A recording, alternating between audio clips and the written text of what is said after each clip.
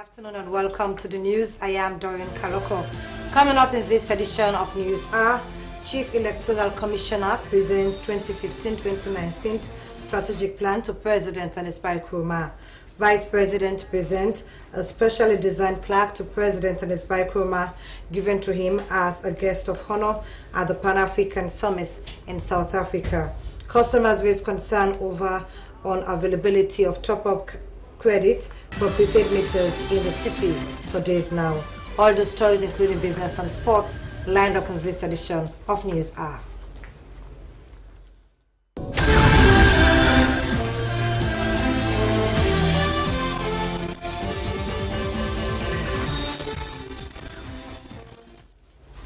Chief Electoral Commissioner NEC Mohamed Umfa Ali Conte has presented the Commission's annual report for the 2015 and the 2019 strategic plan to President and his bike Roma at State House. The presentation was made in pursuant to Section 32(12) of the 1991 Constitution.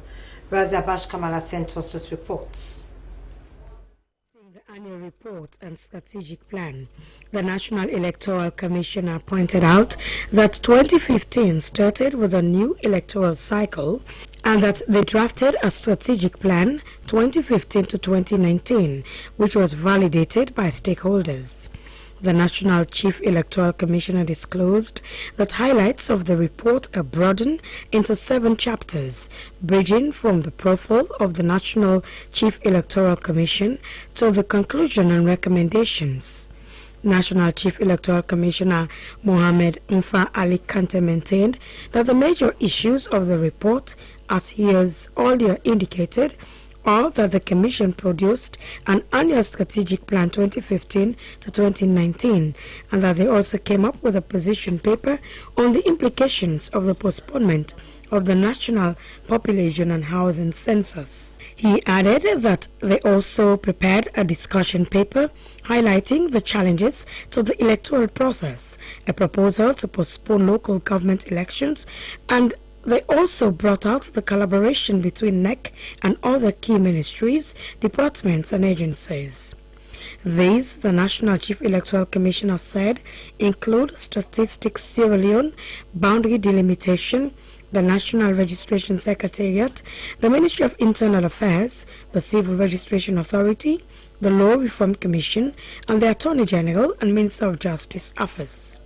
Mr. Mohamed Umfa Ali Kante maintained that the Commission also included the Electoral Legal Reform and the Public Elections Act, the Constitutional Review Committee on drafting of a referendum bill, and the Ministry of Local Government.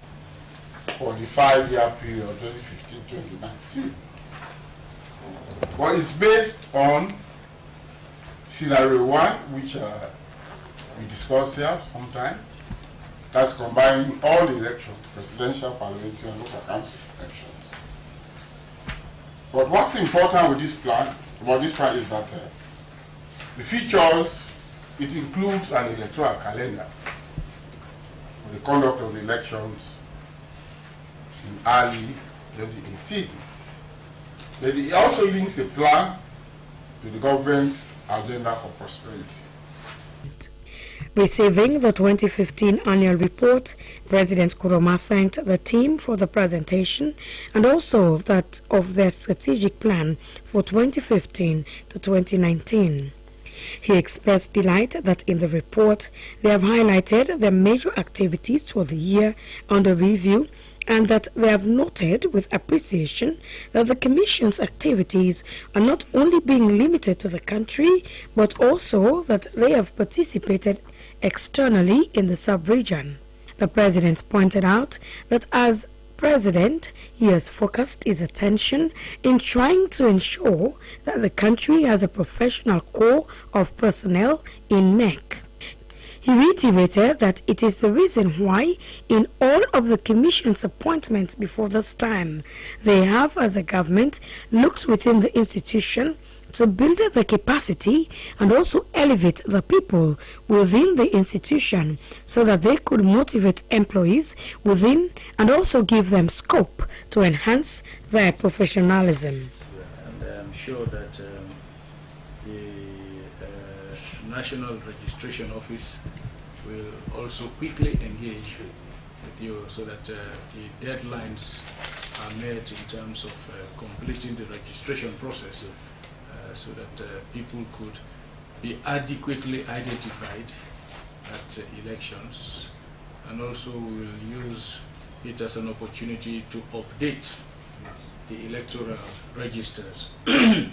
So these are key issues because over the period we've had a lot of overvoting and undervoting because of the difficulties we have in identifying people. But this biometric identification will ensure that we limit it, we limit the issues of overvoting, or we eliminate it completely, so that whatever comes out as a result will be a true reflection of the wish of the people, and whoever wins represents the majority wish of the people that will be voting. So I hope that we will work on that, and Internal Affairs is here to ensure that we work on it. In another development at State House, President Ernest Bai Koroma received in audience members of the Sierra Leone Pensioners Association to discuss issues bordering on their benefits and pensions.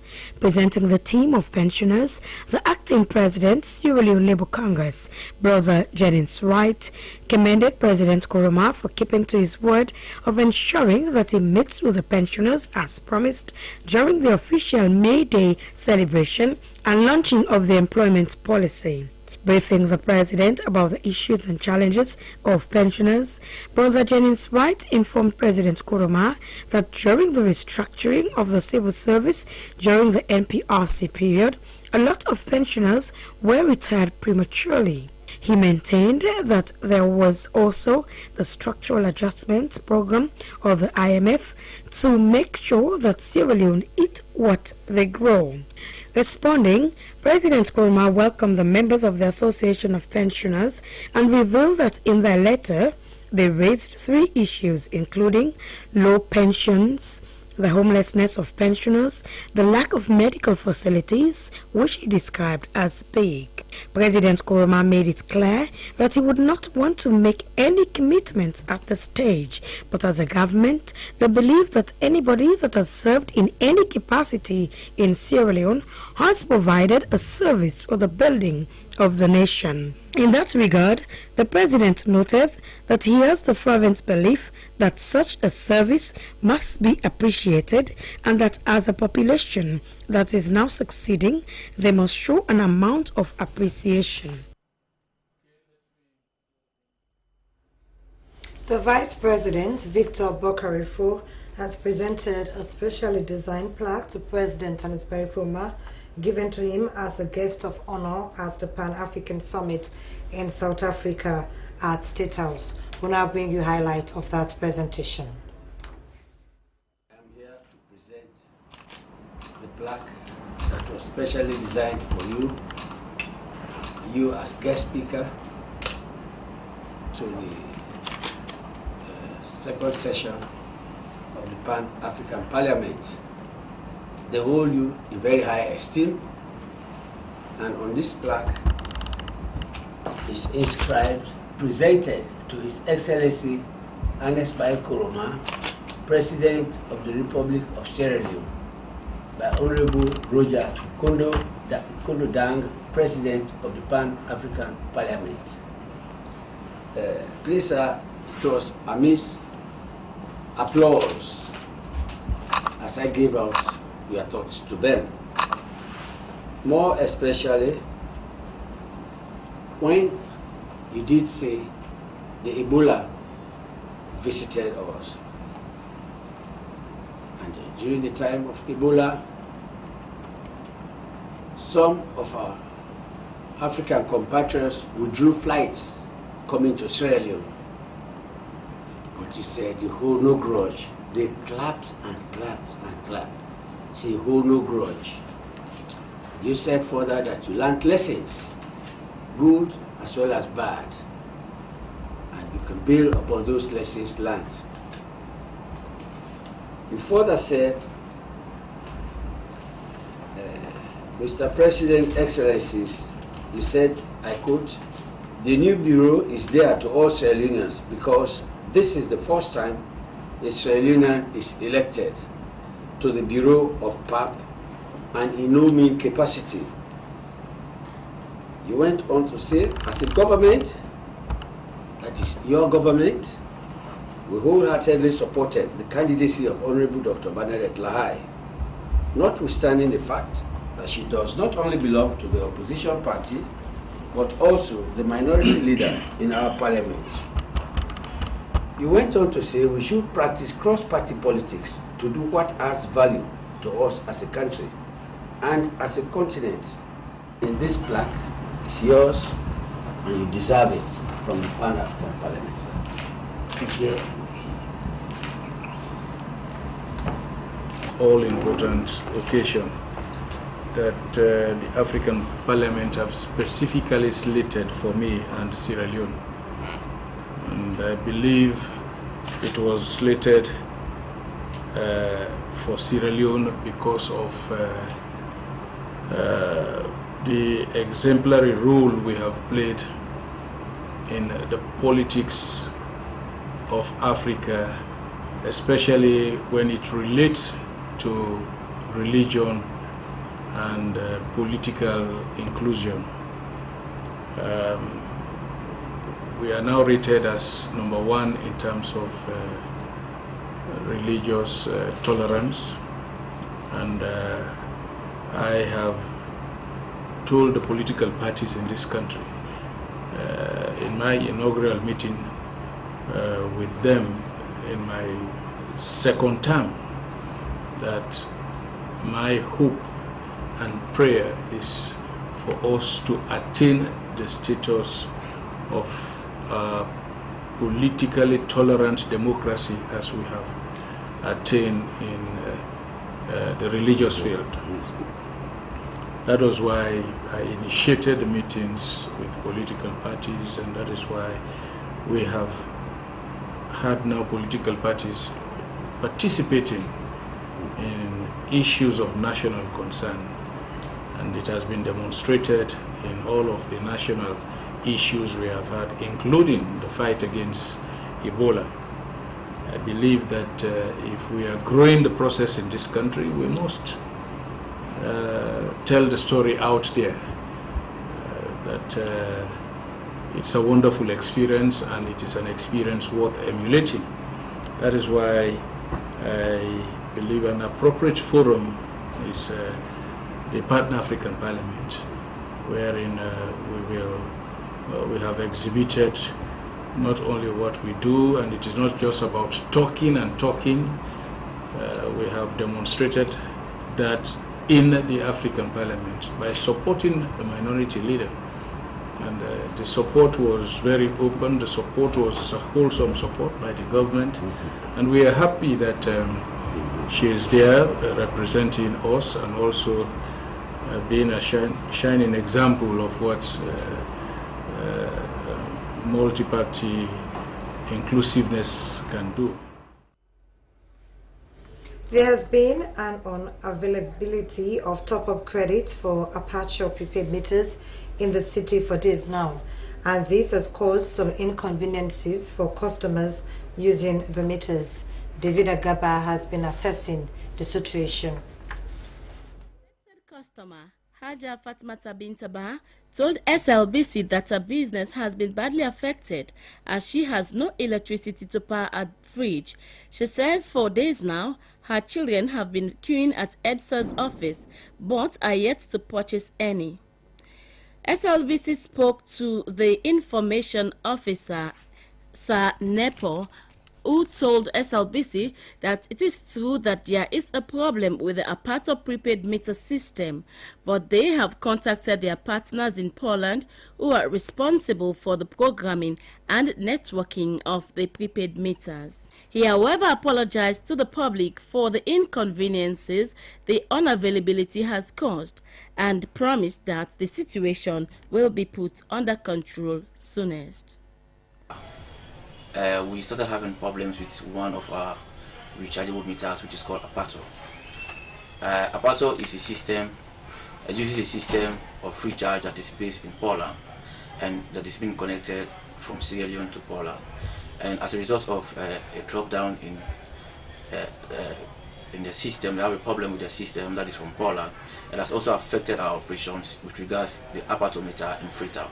So now, as you can see, we have our customers down there queuing in order for them to have access to recharge their Apato meters. That is why one thing I want to start by saying is that we first of all want to apologize to our customers for the inconvenience the situation might have caused. It is beyond our control, but however we have tried to contact our contractors from Poland to ensure that they try and normalize the system. That is why, as I'm speaking on television now, the system is to a certain extent normalized and customers are now recharging Apato. As student, Christiana Musa called on EDSA to improve on the power supply as the frequent outages is affecting. The postponement of the National Primary School Examinations NPSC by the Ministry of Education, Science and Technology has been received with mixed feelings by the public. Many are of the opinion that the indefinite postponement of the exams will have negative impact on the pupils. Abraham Samura has been finding out. Over decades, the National Primary School Examinations, or NPSC, are always taken during the first week in May. But the indefinite postponement by the Ministry of Education has been received with mixed feelings by teachers, parents, and pupils in Class 6.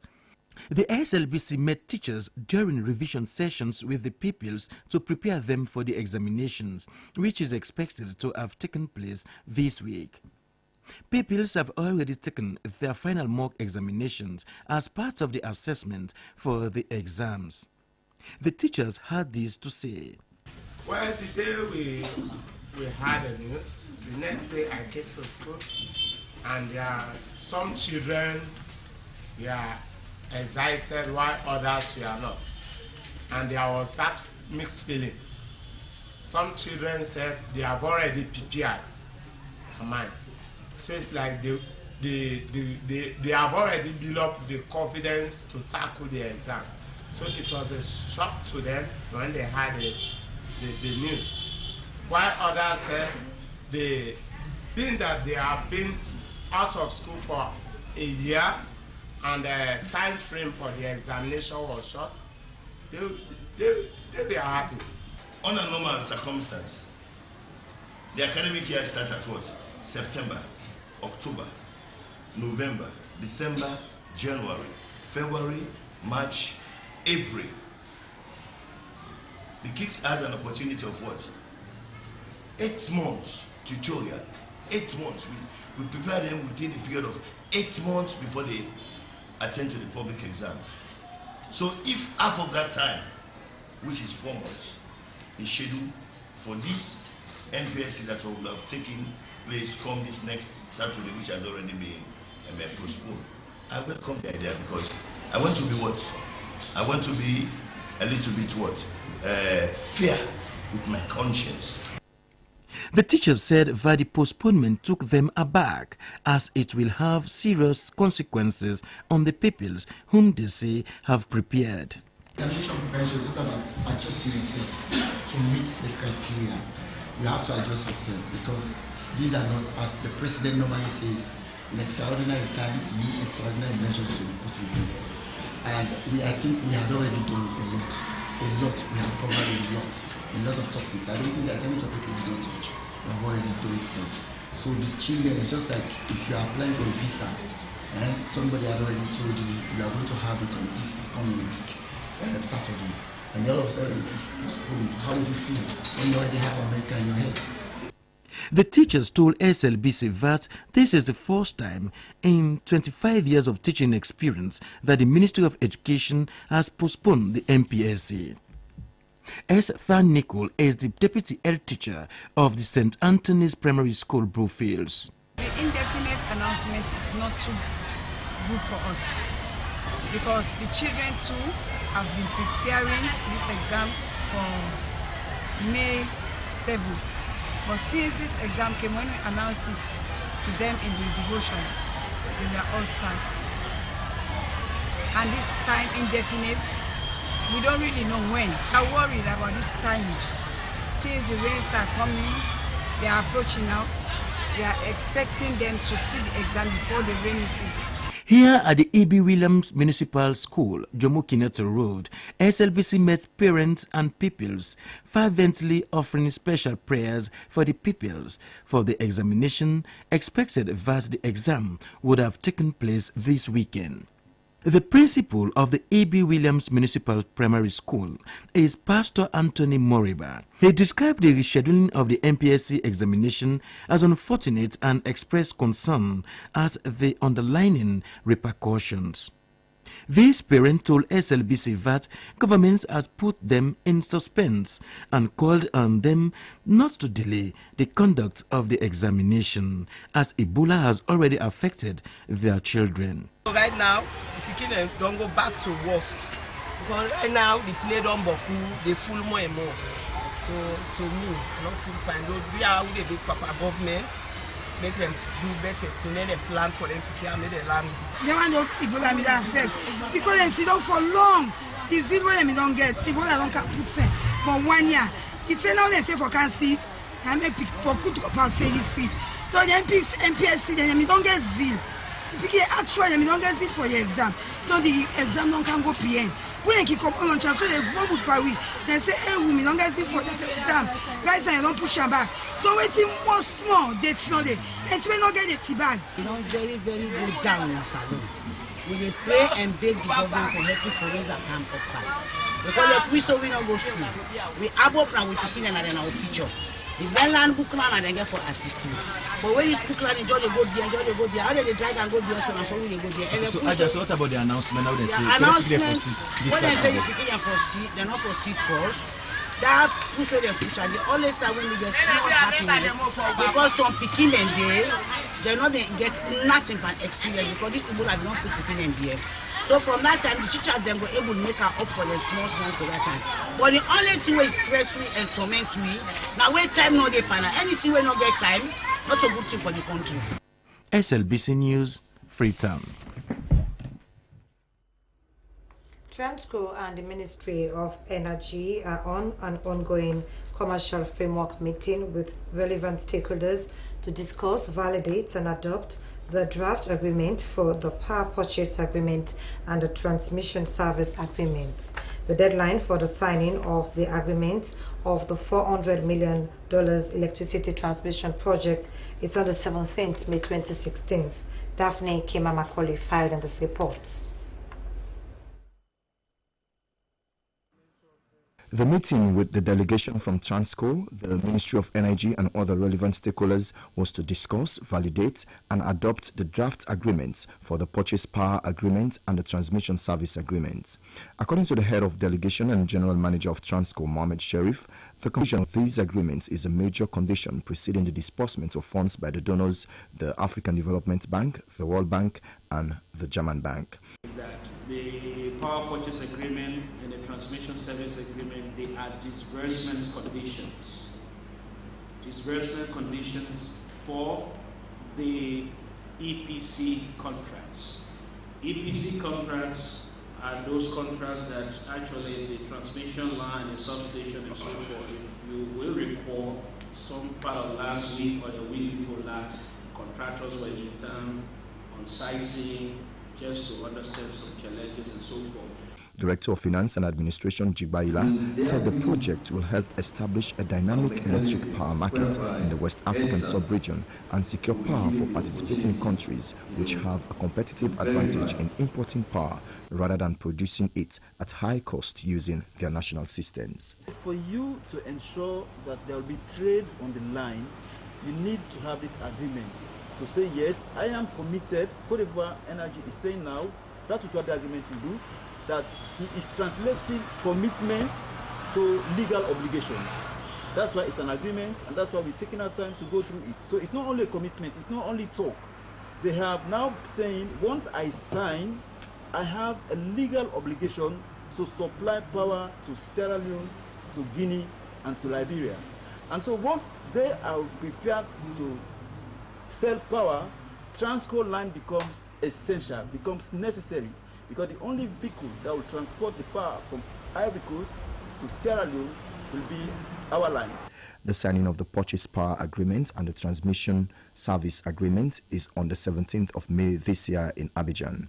At the end of the meeting, Transco and the Ministry of Energy are expected to reach on a conclusion on the price of electricity that will be transmitted to Sierra Leone.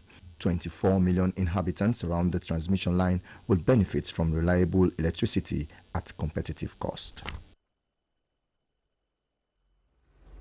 In an effort to help young people identify a trade that will help them become self-reliant, a new drama series titled Business Koni Rabbit is to begin in Koinadugu Kono and Kailao district. The project, which is being supported by the German International Corporation through the National Youth Commission, is a career counseling program which will take a media approach to help young people be self-employed and to manage their businesses and be well skillful in doing their businesses. Here's the reports. The National Youth Commission, in its pursuit to ensure that young people become self-reliant in addressing the issue of unemployment, becomes a thing of the past. The new drama program is expected to target young entrepreneurs by helping them gain more knowledge and counseling on their career path and how to become successful in their business. Chairman, Kono District Youth Council, Melvin Komba Aliu, commends the Youth Commission and the German International Corporation for targeting young people, which shows the passion and support to help them develop a successful career that will transform them to a better life. He says the Business Koni Rabbit is a pilot program expected to capture the mindset of young people as to how to identify their career, of which over the years there has been a lot of mismatch of young people choosing what they want to be in the future. He encourages the young people to be part of the series to gain ideas and skills in becoming a successful business people. The program coordinator, Youth Employment Promotion Program, German International Corporation, says that the project is being designed to address challenges faced by young people in getting access to employment, adding that the Business Koni Rabbit is a new drama series for choices and gives a better foresight to self-employed youth on how to make their business grow. According to him, they have developed other projects for young people with low education background and business-like-minded people with smaller business, aiming at giving young people the opportunity to be well-trained and skillful to be developed and become a successful business people in the society. He spoke of their continued support in ensuring the issue of job employability for young people becomes successful by helping young people choosing the right trade in life. Commissioner of the National Youth Commission, Anthony Kuruma, says Employment Promotion Program is a new initiative of which they will use the media to transform young people to a more industrious individual in life. He commends the German International Corporation for helping shaping the mindset of young people, adding that the new program will help more young people to settle their mind on the right type of business they want to start and help them become self-employed in the near future. He spoke of the need of enhancing youth employability through self-employment so that young people will have the required skills and knowledge to help them excel in life. The Deputy Minister of Health and Sanitation, Zulatu Cooper, has described regular hand washing as key for reducing health care associated infections and protecting patient safety. She made the statement during the commemoration of World Hand Hygiene Day on the theme Hand Hygiene Support Safe Surgical Care at the PCMH Hospital at Strawberry Road. Joseph Stanley reports. The World Hand Hygiene Day is an annual initiative to support healthcare providers to improve hand hygiene in healthcare facilities to reduce healthcare associated infections. According to the Deputy Minister of Health and Sanitation, Zulatu Cooper, regular hand washing is key to prevent diseases. Madam Cooper recalled hand washing during the Ebola outbreak that resulted in the eradication of the disease, a process she said must be continuous. The Deputy Minister to explain about the importance of hand hygiene and encourage healthcare providers, especially nurses, to improve hand hygiene practices in their respective settings. With regards to the shortage of water supply at the Princess Christian Maternity Hospital, Madam Cooper maintained that modalities will be put in place to urgently address this issue, as it is key to promote infection prevention control. Water and sanitation, they go together. One, not the left in company. I go back to the ministry at the engagement. Now we engage Freetown City Council, Masada, in the sanitation aspect, and then we will engage with company minister the way responsible for water business. The Deputy Chief Medical Officer, Dr. Amara Jambai, informed his colleagues about the establishment of infection prevention control, noting that proper hand washing can prevent hospital-acquired infection. The Deputy WHO representative, Dr. Abdullahi Chak, described hand washing as a simple and effective way of reducing both spread of infection and multi-resistant germs and protecting patients. He expressed WHO's support to the Health Ministry to strengthen IPC and WASH to improve hand hygiene practices in health facilities by providing technical support. The medical superintendent of the Princess Christian Maternity Hospital, Dr. Alimami Kouma, outlined progress made to improve their facilities, but noted that water supply is the main challenge that is affecting hand washing and infection prevention control. In her contribution, the coordinator of Infection Prevention Control, Nana Sise Kamara, referred to the commemoration as relevant to improve proper hygiene as well as promote infection prevention control, and appealed to the populace to continue to observe hand hygiene practices, especially in health facilities. SLBC News, Joseph Stanley reporting.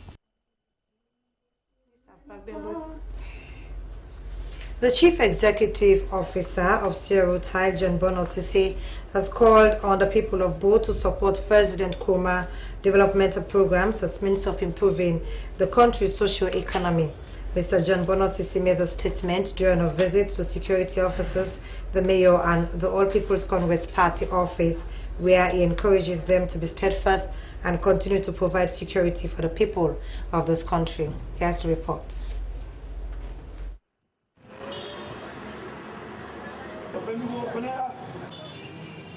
This one-day familiarization tour by the Chief Executive Officer of Sierra Thai, John Bono Sisi, to the southern region is to acquaint himself with their challenges and look at ways on how to extend a helping hand to them in order to help them develop and meet their day-to-day challenges. Speaking to various institutions visited, Mr. John Bono Sisi said it is important for all to support the vision of President Nkrumah to help him succeed, adding that gone are the days when one should look at what government can do for them. He said that hard work and dedicated services should be paramount to all staff so that the country will develop.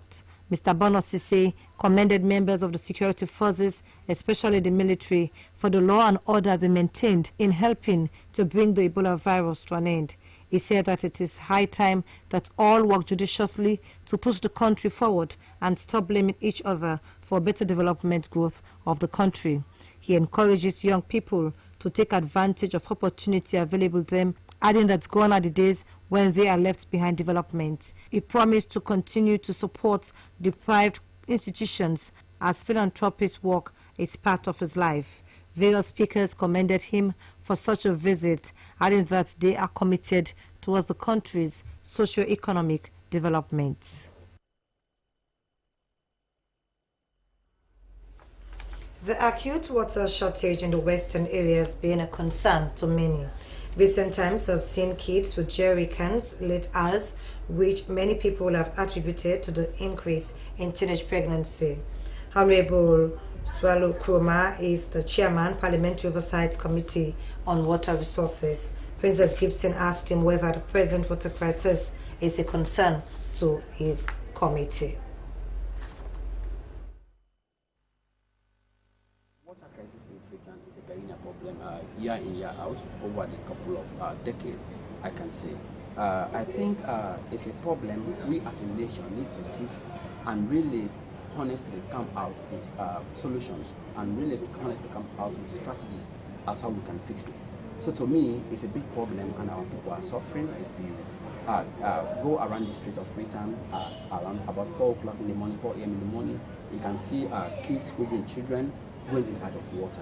So I think it's a big problem for our society. You oversee MDs in this case, Goma Valley.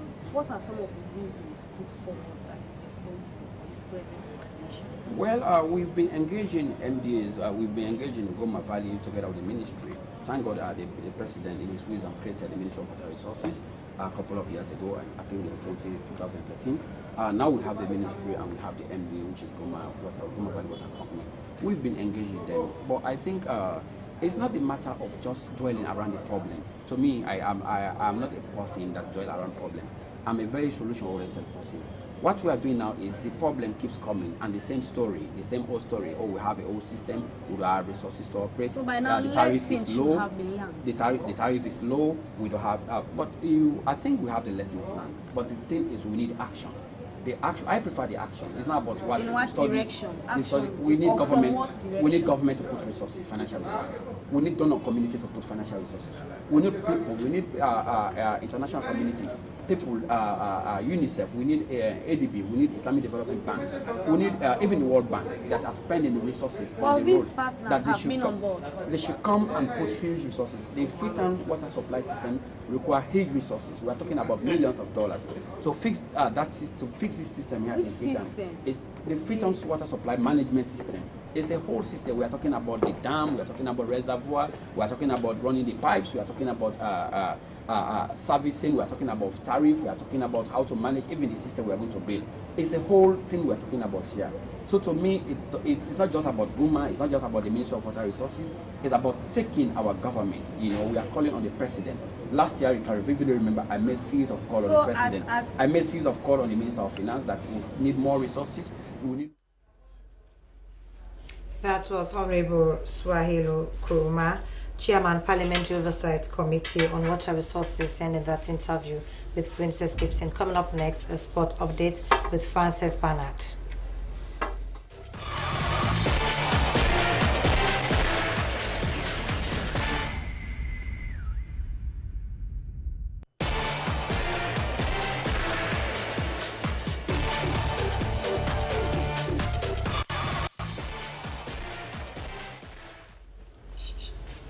Hello and welcome to Sports Updates on Newshour. I am Francis Bernard. In sport, the Chief Executive Officer of Sierra Wutai, John Bonosi, says football gala has ended in Bo. We bring you highlights.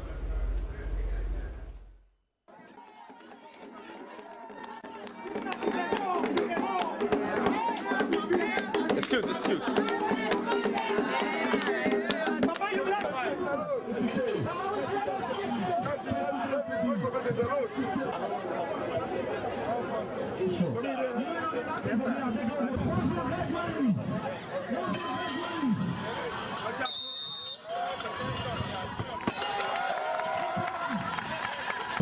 Mr. John Cisse, as his presence is here, the great man is here, the orator is here, the man that we are waiting for, the gentleman we are waiting for. All right, the great sponsor, the number 8 man, the number 17 man, the number 8 man says no. Dembele, the powerful player, the powerful goal scorer, the middle of the ball. The number 10 man. Oh. Number 5 man. A long zone wonder. But the number 8 man says no. To Anderson. We are still welcoming our legend. We are still welcoming our legend. Our orator. The sponsor. The great man. Mr. John B. Cisse. Welcome, sir. Alright, if you are just coming, this competition that they are given to the number 99 one, or to be precise, the number 10 man. Alright, I said,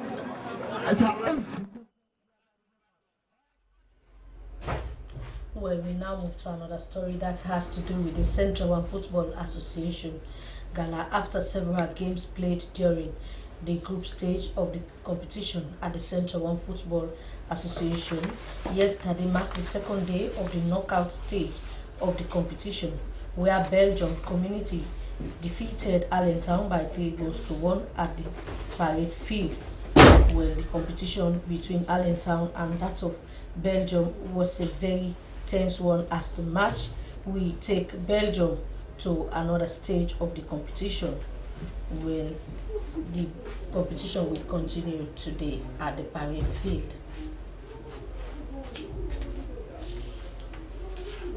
Well, from that now we move to the international scene and bring you some international sports story. Liverpool will take the opportunity when they play holders Seville in the final of the European League on 18th May, says Reds manager Jurgen Klopp, after losing the first leg of their semi-final by 1-0 in Villarreal. Liverpool produced a dominant display at Anfield on Thursday to win 3-1 on aggregates. Well, from that story, we also bring you something that has to do with the Sierra Leone volleyball team, the male team that is currently in Tunisia in the qualifiers for the Rio Games in Brazil. Yesterday, they played and they won their first match, and today again they defeated Egypt in Tunisia. We will continue to bring you updates on the team that is in Tunisia. But that's all we can provide for you in this edition of Sports Update on Newsa. I am Frances Bernard. Thanks to Frances. 20 News will look at the main points again. The Chief Electoral Commissioner has presented the Commission's annual report for 2015 and 2019 strategic plan to President and Espai Kurma. The Vice President has presented a specially designed plaque to President and Espai Kurma, given to him as a guest of honor at the Pan-African Summit in South Africa, and customers have raised concern over the unavailability of top-up credits for prepaid meters in the city for this now. But that's all in this edition of News Hour. On behalf of my news editor, Prime Mansouri, I am Doreen Kalokoh in Freetown. Special thanks to my news producer, Daphne Zainab Kamara. For more information about our programs, to send us an email to contact us at slbc.sl. Thanks for watching. Have a lovely day. Coming up next is issues in the news.